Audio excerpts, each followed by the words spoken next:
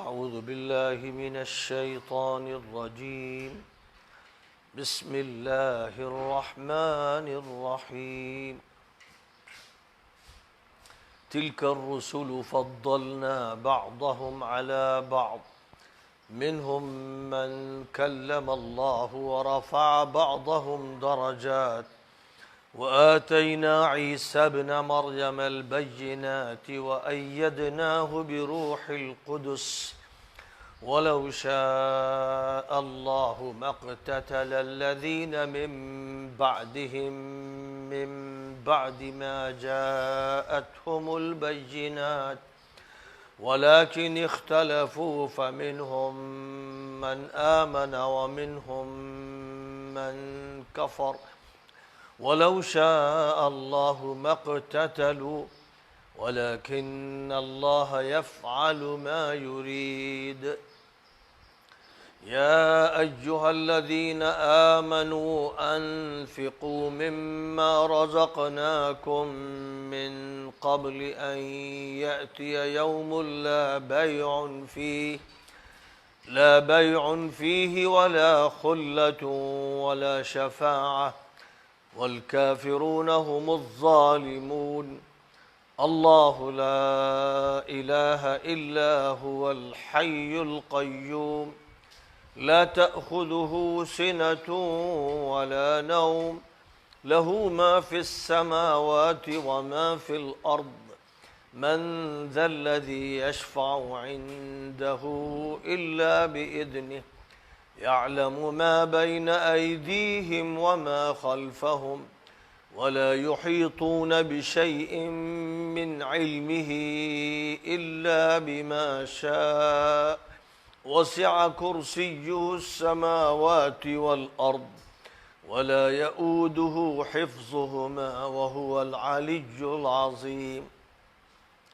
لا إكراه في الدين قد تبين الرشد من الغي فمن يكفر بالطاغوت ويؤمن بالله فقد استمسك بالعروة الوثقى لا انفصام لها والله سميع عليم الله ولي الذين آمنوا يخرجهم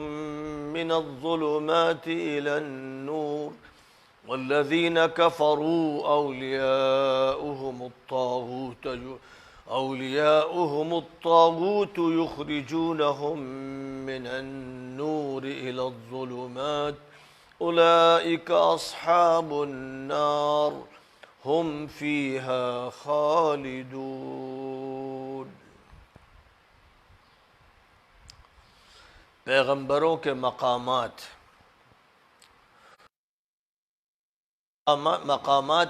الگ الگ ہیں، انہی میں بعض سے اللہ ہم کلام ہوا جیسے موسیٰ، اور کسی کے درجے بہت بلند کیے جیسے خاتم النبیین، اور عیسیٰ ابن مریم کو ہم نے کھلے دلائل و معجزات دیے، اور روح القدس جبرائیل امین کی طاقت سے ان کو تقویت پہنچائی۔ ان کے بعد آنے والے لوگ اگر اللہ کی مشیت ہوتی تو واضح نشانیوں اور دلائل کے آ جانے کے بعد جنگ و جدال میں نہ پڑتے، لیکن ان میں اختلافات ہوئے، یہی مشیت الہی تھی، تو ان میں کوئی ایمان لایا اور ان میں سے کسی نے کفر کیا۔ اگر اللہ چاہتا تو ان میں جنگیں نہ ہوتی، لیکن اللہ وہی کرتا ہے جس کا فیصلہ فرماتا ہے، اس کا ارادہ، فیصلہ اور مشیت یہی ہے کہ معرکہ حق و باطل اس دنیا میں قائم رہے۔ فکر آخرت۔ اے ایمان والو، ہم نے تم کو جو کچھ دے رکھا ہے اس میں سے قبل اس کے خرچ کرو کہ وہ دن آ جائے جس میں نہ کوئی خرید و فروخت ہوگی اور نہ دوستی یاری اور نہ سفارش، اور انکار کرنے والے اپنے اوپر ہی ظلم کرنے والے ہیں۔ آیت الکرسی توحید الہی کا شاہکار۔ اللہ کے علاوہ کوئی معبود نہیں ہے، وہ زندہ جاوید ہے اور اسی کے دم سے ساری کائنات تھمی ہوئی ہے، اسے نہ اونگ آتی ہے نہ نیند۔ آسمانوں اور فضاؤں میں جو کچھ ہے اور زمین میں جو کچھ ہے اس کی ملکیت ہے۔ کون ہے جو اس کی اجازت کے بغیر سفارش کر سکے؟ وہ لوگوں کے ماضی و حال و مستقبل سے واقف ہے، اور لوگ اس کے علم کے کسی حصے کا بھی احاطہ نہیں کر سکتے مگر جتنا وہ چاہے۔ اس کا اقتدار اعلیٰ آسمانوں، فضاؤں اور زمین پر محیط ہے، اور زمین اور عالم بالا کی حفاظت اس کے لیے بار گراں نہیں ہے، اور وہ بلند و بالا اور عظمت والا ہے۔ دین میں زبردستی نہیں، دین کے معاملے میں جبر اور زبردستی نہیں ہے۔ حق گمراہی سے جدا ہو کر بالکل واضح ہو چکا ہے، لہذا جو بھی طاغوت کا انکار کرے گا اور اللہ پر ایمان لائے گا وہ مضبوط حلقے کو تھام لے گا جو ٹوٹنے والا نہیں، اور اللہ خوب سنتا ہے، خوب جانتا ہے۔ اللہ ایمان والوں سے محبت فرماتا ہے، وہ انہیں تاریکیوں سے نکال کر روشنی میں لاتا ہے، اور جو کافر ہیں ان کے دوست طاغوت ہیں، طاغوتی نظام اور طاغوتی طاقتیں جو حق سے برسر پیکار ہیں۔ وہ انہیں حق، دین اور شریعت الہی کی روشنی سے نکال کر کفر، الحاد، لادینیت اور اباحیت کی تاریکیوں میں جھونک دیتی ہیں۔ یہ دوزخی ہیں، اسی میں یہ ہمیشہ رہیں گے۔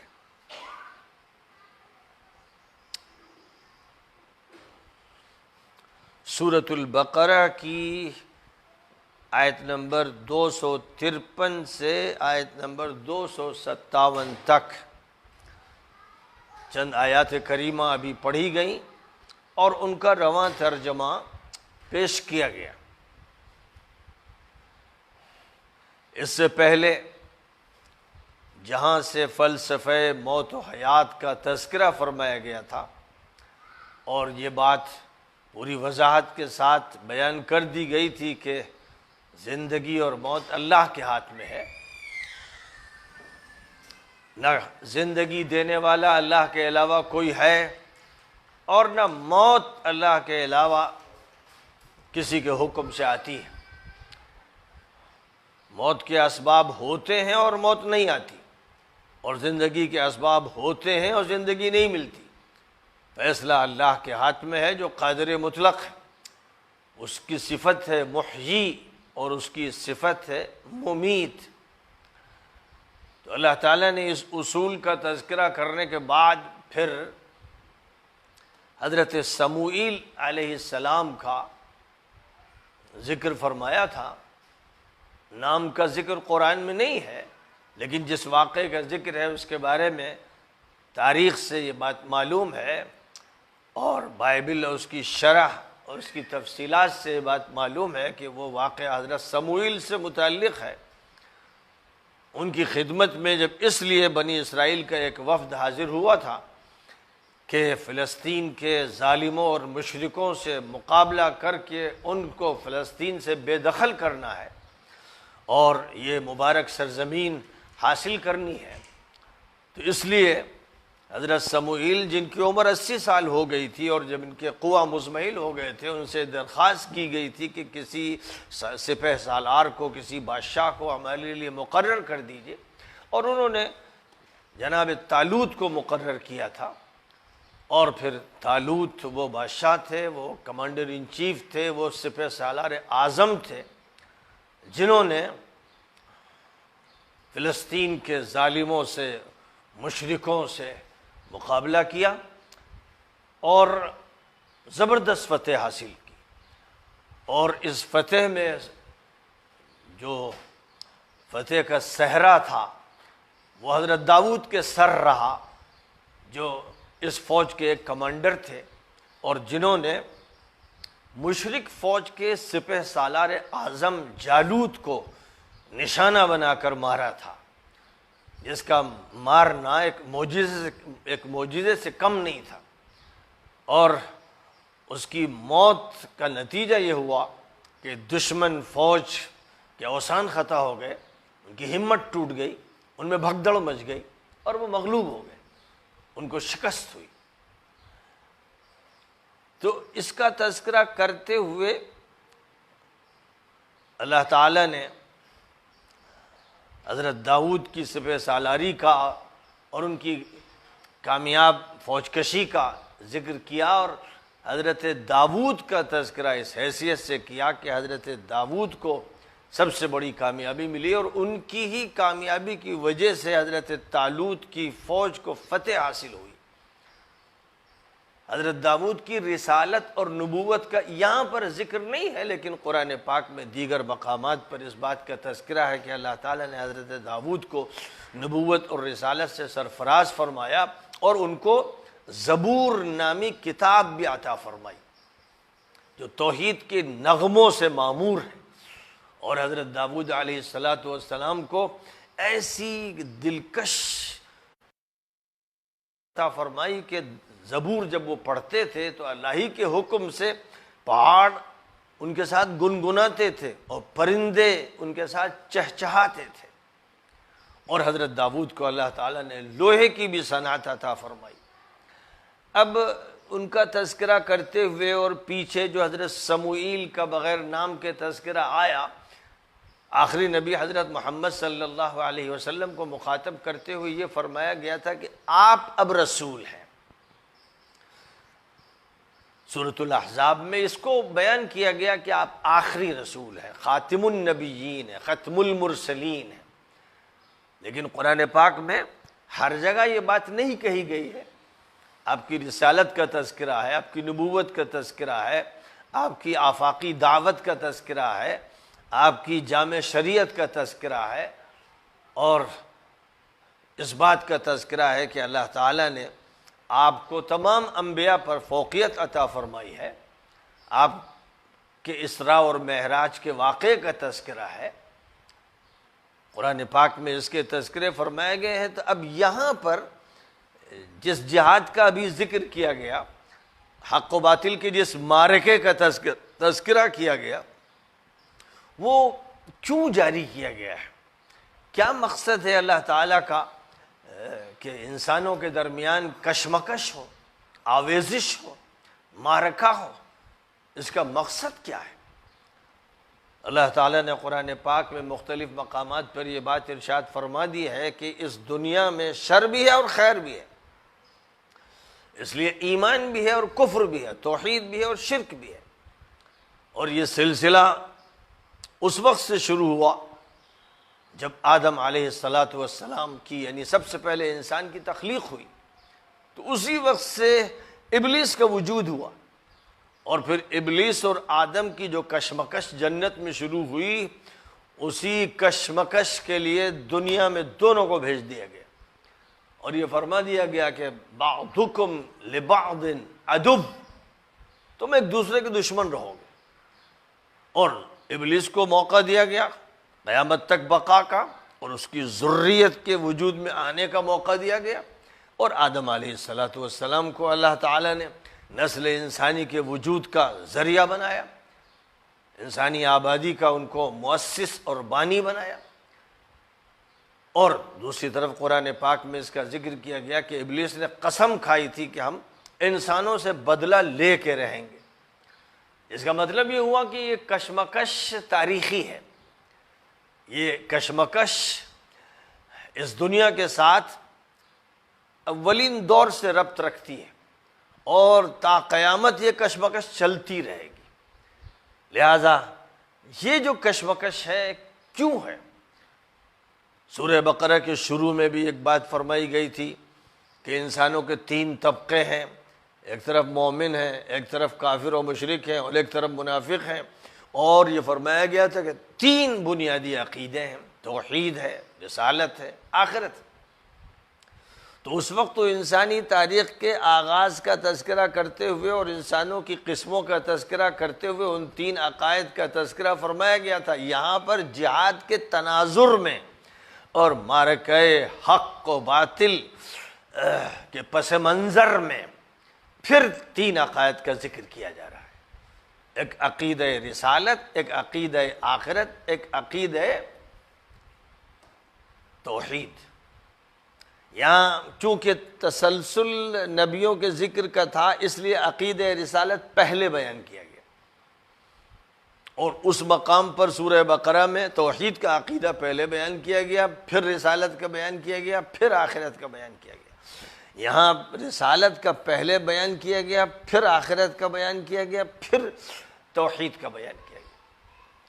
جس کا مطلب یہ ہوا کہ یہ 3 پوائنٹس ہیں، یہ 3 نکات ہیں، یہ 3 عقائد ہیں، یہ 3 اساسیات ہیں جن کی خاطر یہ ساری دنیا بسائی گئی ہے، اور جن کی خاطر معرکہ حیات ہے، معرکہ حق و باطل ہے۔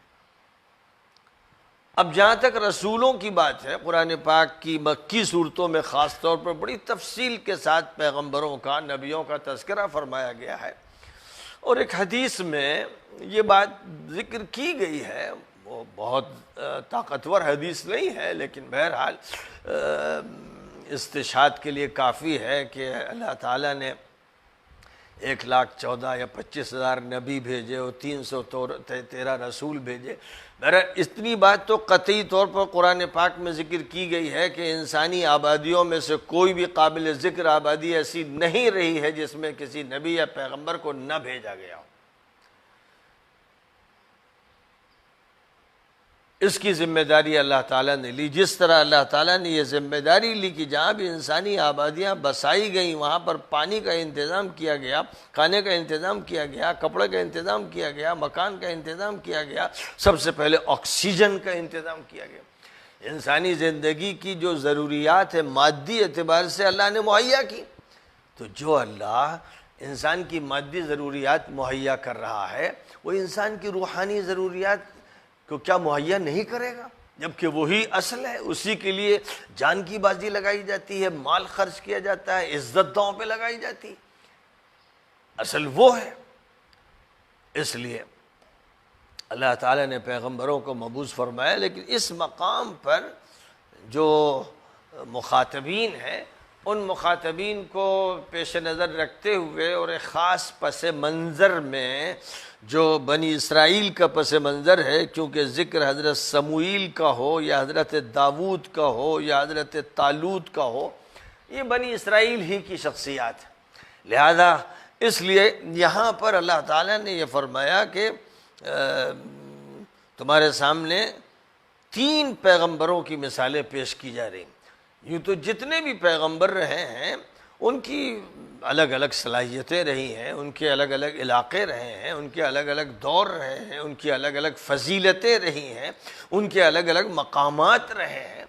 اصل نبوت میں سب برابر ہیں، اصل رسالت میں سب برابر ہیں، جیسے اصل انسانیت میں کالے گورے پڑھے لکھے جاہل سب برابر ہیں، لیکن اس کے بعد پھر ان میں تفاوت ہوتا ہے، تفاضل ہوتا ہے۔ ویسے ہی پیغمبر نبوت اور رسالت میں تو برابر ہے، اس لیے فرمایا کہ لا نفرق بین احد منہم، لیکن اپنے مقامات میں برابر نہیں ہے۔ مقامات میں برابر ہوتے تو نبی آخر الزمان کو خاتم النبیین نہ کہا جاتا، اور ان کو خصوصیت کے ساتھ مقامات معراج عطا نہ کیے جاتے، اور ان کو مقام محمود کے ساتھ مخصوص نہ کیا جاتا، اور اسی طرح خصوصیت حضرت موسیٰ کو عطا کی گئی، اور جس طرح اللہ نے ان کو اپنا کلیم بنایا، اور جو خصوصیت عیسیٰ کو عطا کی گئی کہ مردے کو بھی اللہ کے حکم سے زندہ کر دیتے تھے، اور پرندے کا مجسمہ بنا کر اس میں دم کر کے اس کو حقیقی پرندہ بنا کے اڑا دیتے تھے، یہ ان کی خصوصیات ہیں۔ تو معلوم یہ ہوا کہ پیغمبروں کی جو خصوصیات ہیں، ان کے جو معجزات ہیں، ان کے جو مقامات ہیں، ان کا جو کردار ہے، ان کی جو حیثیتیں ہیں، وہ الگ الگ ہیں۔ اس کو پہلے واضح فرما دیا گیا کہ اس تفاوت کا جو تذکرہ ہے وہ مقصود ہے، اور قرآن پاک میں اس کا ذکر کیا گیا، فضلنا بعضهم علی بعض، ہم نے کسی کو کسی پر فوقیت دے رکھی۔ اب یہاں پر 3 پیغمبروں کی طرف اشارے کیے گئے، منہم من کلم اللہ،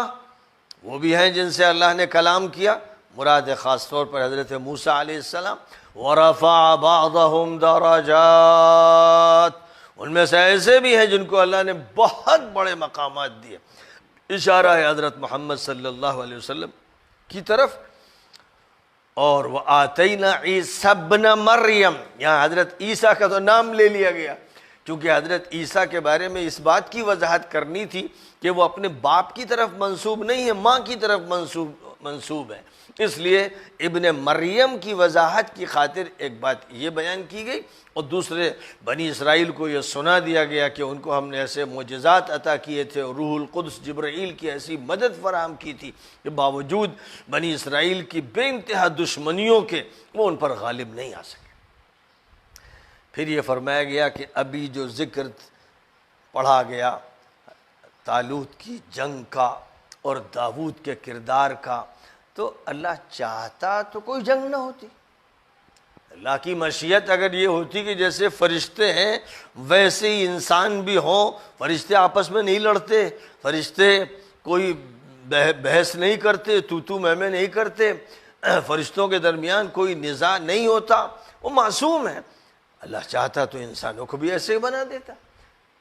لیکن اللہ تعالیٰ نے تو یہ چاہا کہ رنگا رنگ مخلوق ہو، جمادات بھی ہوں، نباتات بھی ہوں، حیوانات بھی ہوں، شیاطین بھی ہوں، انسان بھی ہوں، فرشتے بھی ہوں۔ یہ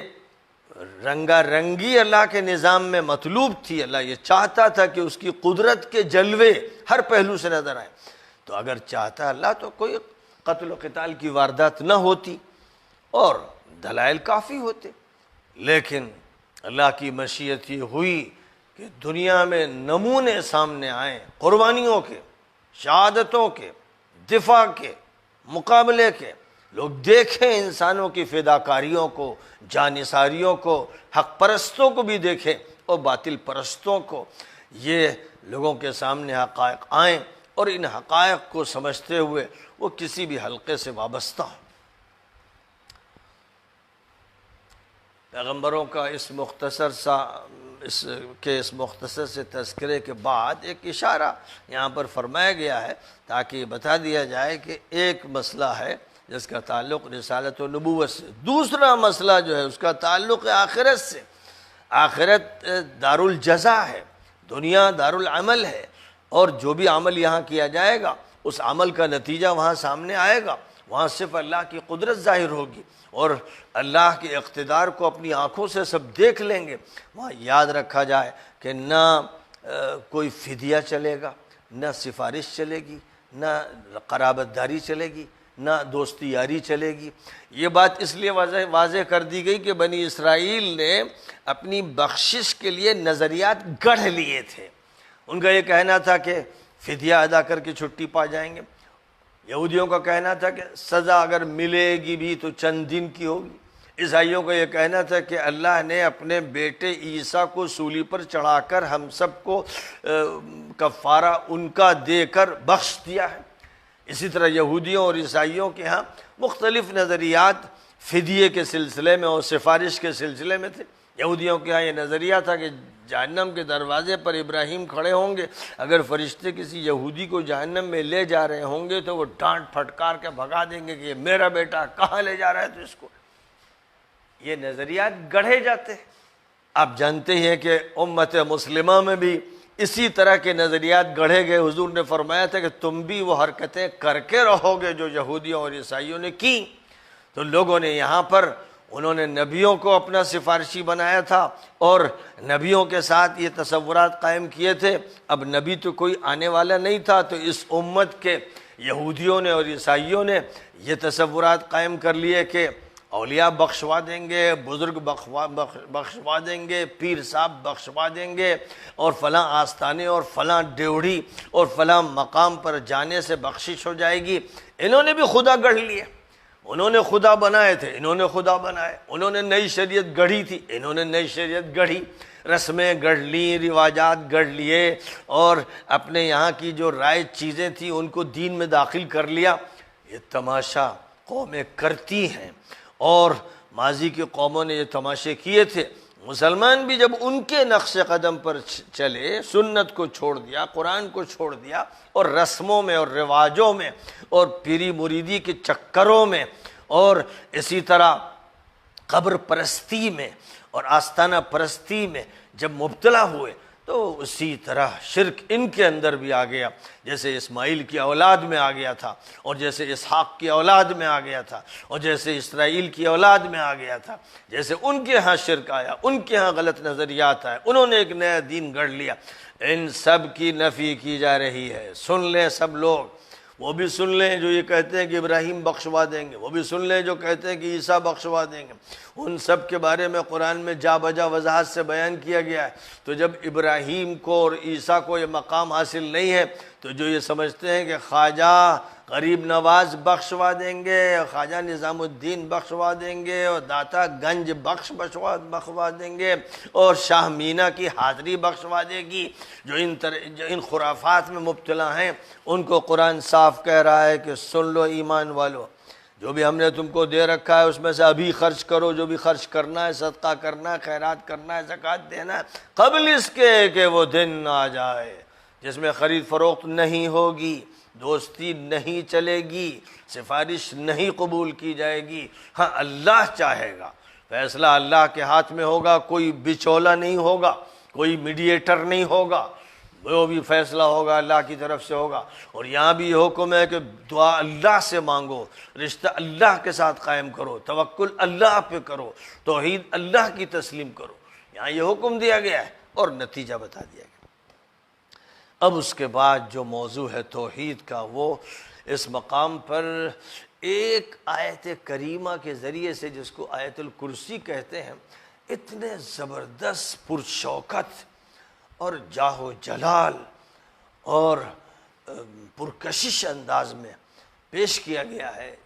نہایت اختصار کے ساتھ اور نہایت جامعیت کے ساتھ، کہ اس کی نظیر پورے قرآن میں نہیں ہے۔ ایک موقع پر حضرت ابی ابن کعب سے حضور اکرم صلی اللہ علیہ وسلم نے یہ سوال کیا کہ بتاؤ قرآن کی سب سے بڑی اور سب سے اہم، سب سے عظیم آیت کون سی؟ تو انہوں نے کہا آیت الکرسی۔ تو حضور صلی اللہ علیہ وسلم نے فرمایا کہ ابی، علم تمہیں مبارک ہو، علم تمہیں مبارک ہو، یعنی صحیح جواب دیا۔ تو یہ جو سورہ ہے اس کی بڑی فضیلتیں ہیں، خاص طور پر یہ سورہ ایسی ہے کہ سونے سے پہلے پڑھ کے سویا جائے تو رات کے فتنوں سے حفاظت، دن میں پڑھا جائے دن کے فتنوں سے حفاظت، شر سے حفاظت، بہت سی چیزوں سے اللہ تعالیٰ حفاظت عطا فرماتا ہے، کیونکہ بندہ اللہ کے ساتھ وابستہ ہو جاتا ہے۔ اب یہ جو آیت کریمہ ہے، اس میں جو باتیں ارشاد فرمائی گئی ہیں ان میں سے ہر بات ایسی ہے کہ جو خاصی تشریح چاہتی ہے، لیکن موٹی موٹی بات۔ نمبر ایک، معبود صرف اللہ ہے، عبادت اسی کی ہوگی، پوجا اسی کی ہوگی، وہ یکا و تنہا ہے، یکتا ہے، کوئی اس کے ساتھ شریک نہیں ہے۔ پہلی بنیاد یہ ہے، یہاں سے بات شروع ہوتی ہے، اللہ کی وحدانیت سے، جس سے پورا قرآن بھرا ہوا ہے۔ پوجا اور کسی کی نہیں ہوگی، مورتی کی نہیں ہوگی، بت کی نہیں ہوگی، قبر کی نہیں ہوگی، درخت کی نہیں ہوگی، دریا کی نہیں ہوگی، کسی چیز کی نہیں ہوگی۔ ہندوؤں کو جاننا چاہیے کہ صرف ایشور کی، اور ایشور کی وہ صفات جو آخری کتاب میں بیان کی گئی، صرف اس کی پوجا ہوگی، صرف اس کی عبادت ہوگی۔ عیسائیوں کو معلوم ہو جانا چاہیے کہ جو عیسیٰ کبھی لارڈ تھے، عیسیٰ کے خالق تھے، جس ذات نے عیسیٰ کو پیدا کیا، ان کی عبادت ہوگی، عیسیٰ کی نہیں ہوگی، مریم کی نہیں ہوگی، اور کسی کی نہیں ہوگی۔ یہ وہ بات ہے جس کو سب سے پہلے بیان کیا گیا۔ نمبر دو، یہ فرمایا گیا کہ حیات اللہ کی ہے اصل، وہ ہے اصل حی، جس کا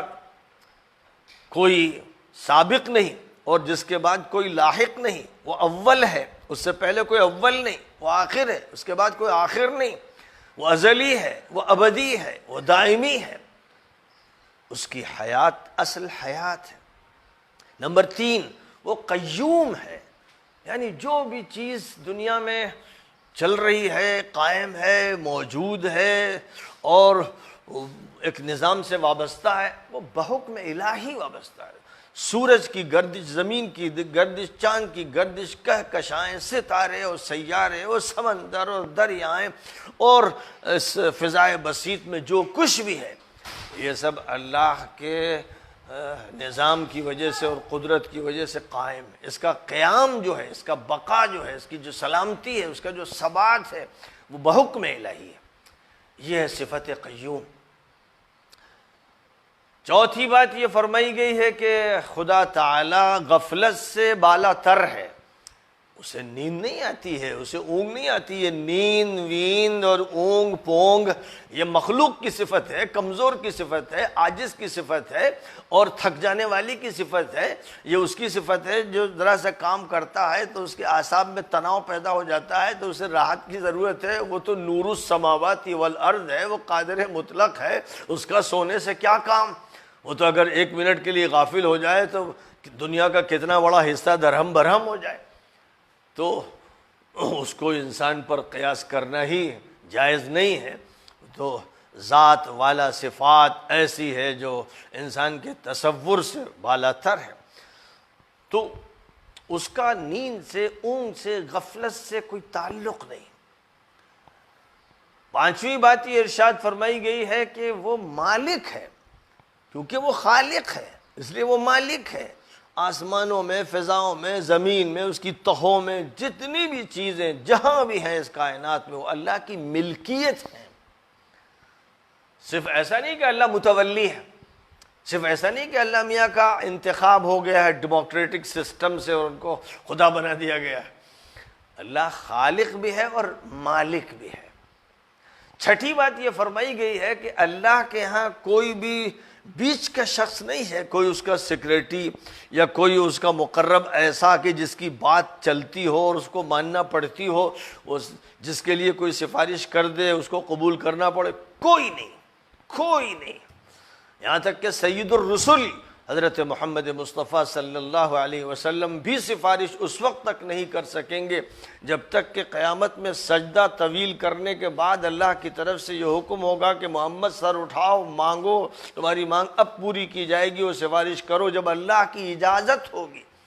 تب سید الرسل بھی سفارش کر سکیں گے، ورنہ اس کے ہاں کسی کو یہ حق نہیں ہے کہ زبان کھولے۔ ساتویں بات یہ ارشاد فرمائی گئی ہے کہ ماضی ہو یا حال ہو یا مستقبل ہو، اس کا علم حاوی ہے، اس کے ہاں زمانے کی کوئی قید نہیں، اور وہ علم ایسا ہے کہ ہر انسان، ہر کس و ناکس کے بارے میں اس کو ہر بات معلوم ہے، اس کے وجود سے پہلے، اس کے وجود کے بعد، اس کے وجود کے اختتام پر ہر حال میں معلوم۔ آٹھویں بات یہ ارشاد فرمائی گئی ہے کہ کسی کے بھی بس میں نہیں ہے، نہ فرشتوں کے، نہ انسانوں کے، نہ نبیوں کے، نہ ولیوں کے، کسی کے بس میں نہیں ہے کہ وہ اللہ کے علم کا احاطہ کر سکے۔ اللہ کے علم کا احاطہ کرنے کی کسی میں صلاحیت نہیں ہے۔ قرآن پاک میں اسی لیے بیان کیا گیا کہ اس کو تو یوں سمجھنا ہو تو یوں سمجھو کہ اگر اللہ کے علم کو ریکارڈ کرنے کی کوشش کی جائے تو 7 سمندر اور مزید 7 سمندر روشنائی بنا دیے جائیں، اور سارے درخت قلم بنا دیے جائیں، اور پھر لکھا جائے تو سمندر خشک ہو جائیں گے، قلم ختم ہو جائیں گے، اور خدا تعالیٰ کی صفات و کمالات و معلومات ختم نہیں ہوں۔ اس لیے کسی انسان کے بس میں ہے ہی نہیں، اور اللہ نے قرآن پاک میں اس کی صراحت فرما دی کہ اپنے پیغمبروں کو جتنا علم وہ دیتا ہے بس اتنا علم انہیں حاصل ہوتا ہے، وہ خود مختار نہیں۔ اور 9ویں بات یہ ارشاد فرمائی گئی ہے کہ خدا تعالیٰ کا اقتدار جو ہے وہ اتنا زبردست ہے کہ اس کائنات کی کوئی چیز ایسی نہیں ہے جو اس کے اقتدار سے باہر ہو۔ زمین میں، آسمان میں، فضا میں، پوری کائنات میں کوئی چیز نہیں ہے جو اس کے اقتدار سے باہر ہو۔ اس کا اقتدار کرسی کے لفظ سے، جو مجازن استعمال کیا جاتا ہے بادشاہ کے لیے کہ بھائی کرسی صدارت پر، کرسی وزارت عظمیٰ پر فلاں فائز ہے، اس کا مطلب یہ ہوتا ہے کہ فلاں کا اقتدار ہے۔ دنیا کا اقتدار فانی بھی ہے اور مجازی بھی ہے اور حقیر بھی ہے، لیکن اس پوری کائنات پر اقتدار اعلیٰ اللہ وحدہ لا شریک لہ کا ہے۔ پھر اس کے بعد یہ فرمایا گیا کہ 10ویں صفت یوں بیان کی گئی کہ اللہ تعالیٰ کے اقتدار میں، اس کی علم کی وسعت میں، اس کی حفاظت اور اس کی نگرانی کے اصول میں اور اس کے سلسلے میں کوئی چیز بھی اس کے لیے بار گراں نہیں۔ ایک چھوٹا سا کام کسی انسان پر بھاری ہو جاتا ہے۔ ایک آدمی ایک کھیت کو تیار کرتا ہے، اس میں پریشان ہو جاتا ہے۔ ایک باغبان باغ تیار کرنے میں پریشان ہو جاتا ہے۔ ایک دفتر کو سنبھالنے میں پریشان ہو جاتا ہے، ایک پرنسپل اسکول چلانے میں پریشان ہو جاتا ہے، اور ایک وائس چانسلر یونیورسٹی کو سنبھالنے میں پریشان ہو جاتا ہے، ایک چھوٹے سے ادارے کو چلانے میں اور ایک چھوٹے سے گھر کو چلانے میں لوگوں کی حالت تباہ ہے۔ لیکن یہ پوری کائنات اللہ کے لیے بار گراں نہیں ہے، اس کی حفاظت ہو، اس کا اقتدار ہو، اس کا انتظام ہو، اللہ پر ان کا کوئی اثر نہیں ہے کہ اس کی شخصیت پر کوئی اثر مرتب ہو رہا ہے اور بوجھ بڑھ رہا ہے۔ اور اس کے بعد یہ فرمایا گیا، 11ویں صفت یہ بیان کی گئی کہ خدا تعالی برتر ہے، بالاتر ہے، اعلیٰ تر ہے، اس کے مافوق کوئی نہیں۔ کوئی اقتدار میں شریک ہونا تو دور کی بات ہے، کوئی اس کے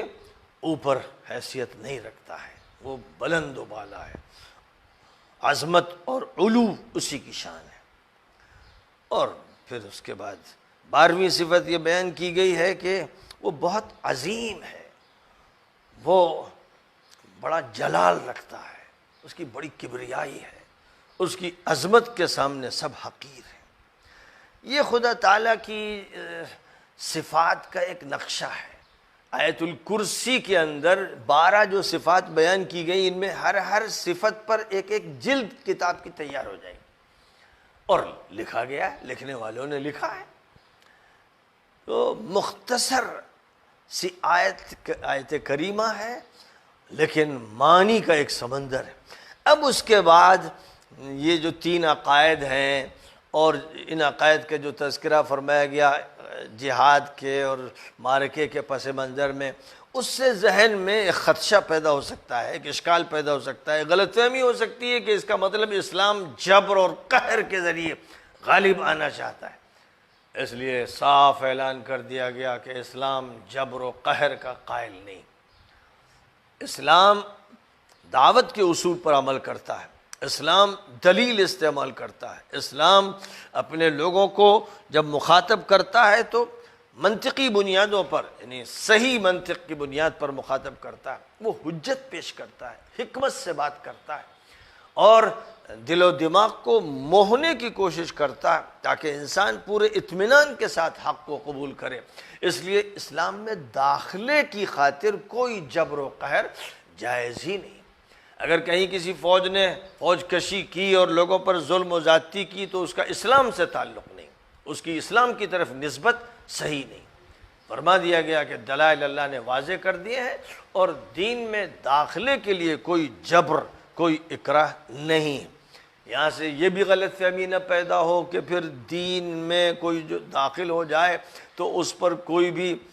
سختی نہیں کی جائے گی، وہ نماز پڑھے نہ پڑھے، وہ زکوٰۃ دے نہ دے، وہ چوری کرے، وہ ڈکیتی کرے۔ ظاہر ہے کہ انسانی زندگی میں اگر اس کی آزادی دے دی جائے تو وہ انسانوں کی نہیں، بھیڑیوں کی، سانپوں کی، درندوں کی زندگی ہوگی، پھر انسان کا کہ معنی ختم ہو جائیں گے۔ اس لیے ایک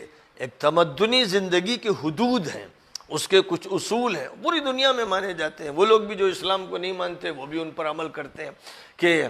سزائیں بھی ہیں اور جزائیں بھی ہیں، اور قانون کی پابندیاں بھی ہیں، اور حد بندیاں بھی ہیں، اور قدغن بھی ہیں، اور شتر بے مہار نہیں چھوڑا جاتا ہے، اور ہر شخص کو کلی آزادی نہیں دی جاتی ہے۔ ساری دنیا کے اصول یہی ہیں۔ تو اسلام کا بھی اصول ہے کہ جب اسلام کو قبول کر لیا، یعنی ایک عہد کر لیا، ایک پیکٹ کر لیا، ایک معاہدہ ہو گیا، تو اب اس معاہدے کی ذمہ داریوں کو نبھانا ہے، یعنی جو فرائض ہیں انہیں انجام دینا ہے، اور جن چیزوں کو ممنوع قرار دیا گیا ان سے بچنا ہے۔ یہ اس قانون کا تقاضا ہے، اس دین کا تقاضا ہے، اور ان لوگوں پر اس کو عائد کیا گیا ہے جو اس کے پابند خود سے بن گئے ہیں، جنہوں نے قبول کر لیا کہ ہاں ہم ان ضابطوں کو قبول کرتے ہیں۔ بالکل ایسے ہی جیسے ایک بچہ کسی اسکول میں داخلہ لیتا ہے تو اسکول کے جو قوانین ہوتے ہیں وہ لازم ہوتے ہیں، ماں باپ کو بتایا جاتا ہے کہ یہ قوانین ہوں گے، پڑھائی اس وقت سے شروع ہوگی، اس وقت ختم ہوگی، روزانہ کے یہ اوقات ہوں گے، اتنی فیس ہوگی، یہ کتابیں ہوں گی، یہ کورس ہوگا۔ یہ ایک چھوٹے سے اسکول سے لے کر بڑی حکومت تک سارے قوانین ہوتے ہیں، ہر جگہ کا ایک کانسٹیٹیوشن ہوتا ہے ہر ملک کا، اور اس میں دونوں طرح کے مسائل ہوتے ہیں، ڈیوٹیز بھی ہوتی ہیں، اور اسی کے ساتھ ساتھ کن چیزوں کو ممنوع قرار دیا گیا ہے اس کی وضاحت ہوتی ہے۔ اس لیے دونوں باتوں میں کچھ لوگ خلط ملط کرتے ہیں، کچھ شیطان کچھ شیطان کے شاگرد یہ کہنا چاہتے ہیں کہ صاحب یہ مولویوں نے قوانین بنا دیے ہیں، ورنہ اسلام میں تو آزادی ہے، لا اکراہ فی الدین فرمایا گیا ہے۔ یہ لوگ خلط مبحث کر کے اصل میں اسلام پر حملہ کرنا چاہتے ہیں، اور ان کے اندر جو شیطانی روح کار فرما ہے وہ ان الفاظ میں سامنے آتی ہے۔ بہرحال وجہ اس کی یہی ہے کہ ایک طرف وہ لوگ ہیں جن کو اللہ کی طرف سے نور ملتا ہے، اور جن لوگوں کو نور ملتا ہے انہیں ہدایت ملتی ہے، اور جنہیں ہدایت ملتی ہے ان کو صحیح راستہ نصیب ہوتا ہے۔ دوسری طرف وہ لوگ ہیں جن کا استاد شیطان ہے، جن کا پیر شیطان ہے، جن کا بزرگ شیطان ہے، طاغوت جسے کہا گیا، وہ روشنی سے نکالتا ہے، تاریکی میں بھٹکاتا ہے، سر پھوڑتا ہے، سرنگوں میں لے جاتا ہے، گڈھوں میں گراتا ہے، خندق میں تباہ کرتا ہے، جہنم میں گراتا ہے۔ اس کا یہ مشن ہے۔ تو ایک طرف وہ مشن ہے پیغمبروں کا کہ لوگوں کو نورانیت عطا کرے، ایک طرف مشن ہے پیغمبروں کے دشمنوں کا، اللہ کے باغیوں کا، جن کو طاغوت کہا گیا ہے۔ یہ جو طواغیت ہیں اس میں سر فہرست شیاطین ہیں، اور پھر شیاطین کے راستے پہ چلنے والے شیاطین الانس، انسانوں میں کے شیاطین، اور طاغی اور باغی اور مجرم، یہ وہ لوگ ہیں جو لوگوں کو اغوا کرتے ہیں، حق سے ہٹاتے ہیں، باطل کی طرف دعوت دیتے ہیں۔ یہ جہنمی لوگ ہیں جہاں یہ ہمیشہ رہیں گے۔ وآخر دعوانا ان الحمد للہ رب العالمین۔